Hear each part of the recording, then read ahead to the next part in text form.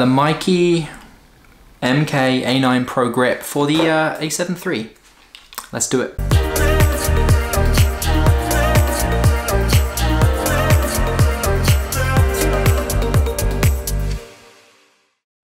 Align the battery connector by following the direction of arrow and press it until hear tic-tac.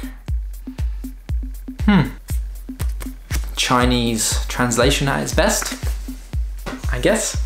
So I picked this up from Amazon and it didn't state that it was compatible with the A7iii, but I read somewhere that it was, so I wanted to give it a go. I wanted a grip for my camera. For photography, you can shoot portrait. Obviously you can have 2 batteries in there, so those are big things for me, and wanted to have a grip for my A7iii. So yeah, I picked it up and it works great. So I figured I'd go over some of the features of it today, just how some of the buttons feel, and overall what do I think of it. So this is a grip made from China by a company called Meike or Meike, I don't know how to pronounce it. So it was designed for the A7R3 and the A9, but it does work with the A7iii completely. Everything works about it. It's a grip. It's made of a very similar material to the camera. It's made of plastic, but it feels pretty high quality. The rubber bits here are very similar to the rubber bits on the camera here, so it kind of matches up really well with the design of the camera, and it looks like it was designed for it. So really happy with the design.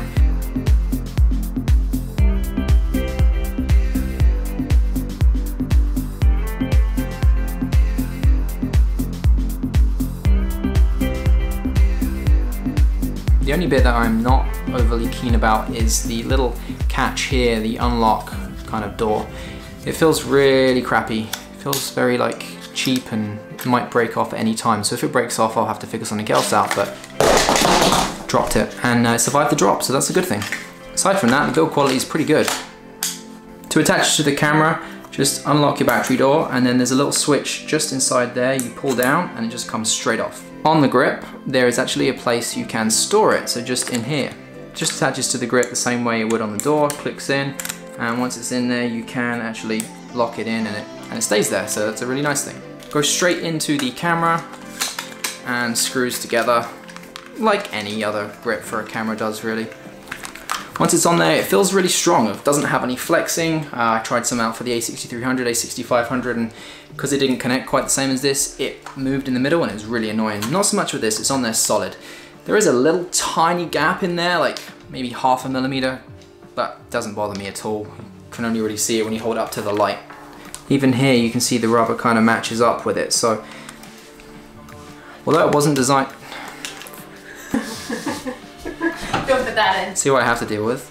So the look of the grip is consistent with the camera. The rubber matches up in most of the areas. In terms of cost, it was $119.99 US. Shipped to Canada, it was like $200, including taxes and import fees. I'll put the link down below for Amazon if you wanted to check it out. A bonus? It smells good for some reason. I don't know what it smells of, but it smells good. Like new and fresh, like a new car. Somebody was asking me if when it's plugged in you need to have a cable connected to it like you did with some other grips. Does it need to go from the grip into the camera to function? No, it doesn't. It works completely.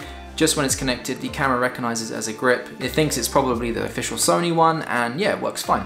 As you can hopefully see there, it does show battery 1. So if you had 2 batteries connected, it would show you both batteries and their percentages as well, which is a nice feature. All the buttons that correlate to the one on the camera work on the grip as well. You have the option to shoot in portrait as well as in landscape with the camera, which is kind of the purpose of a grip, as well as the doubled battery life. For it to work, you have to turn the grip on and the camera on.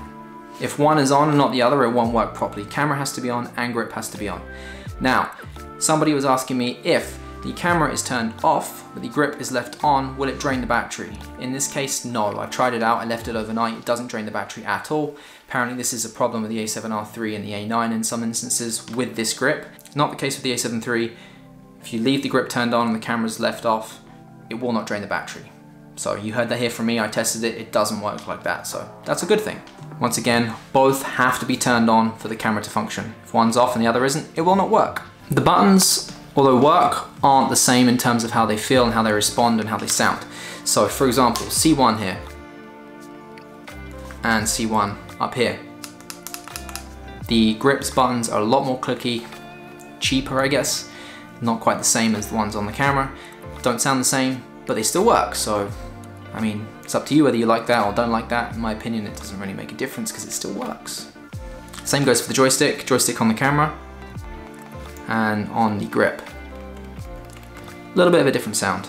The AEL button,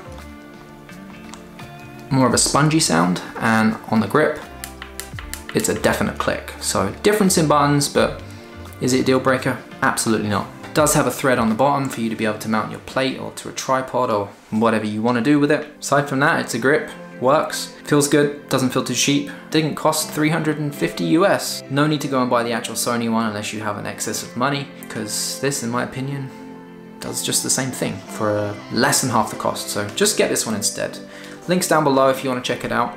If you like this video, like down below and subscribe to my channel if you're not part of it. Welcome to all the new people, a lot of new subscribers recently. Thank you, appreciate that. Yeah, I'll see you in the next one. See ya.